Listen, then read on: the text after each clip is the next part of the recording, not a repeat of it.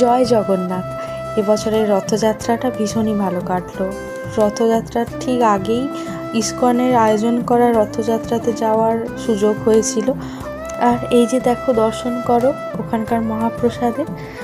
আর ওই দিন আমরা একটু দেরি করেছিলাম পৌঁছতে, তাই প্রায় সমস্ত কিছুই হয়ে গেছিলো, তাই সেদিন ভিডিও নেওয়ার সেরকম কিছু সুযোগ পাইনি। তাই ওখানে প্রসাদ গ্রহণ করে অল্প কিছু ছবি তুলে আর আলিশাকে নিয়ে গিয়েছিলাম সামনের একটা গিফট স্টোরে।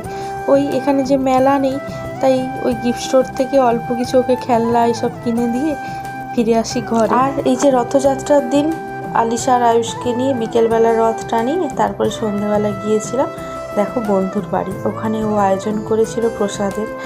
আবার উল্টো রথের দিন সন্ধ্যেবেলা পুজো করে তারপরে আবার গিয়েছিলাম ওই বন্ধুর বাড়িতে। এই দিনও ও আয়োজন করেছিল প্রসাদের। ঈশ্বর সবার মঙ্গল করুক। জয় জগন্নাথ।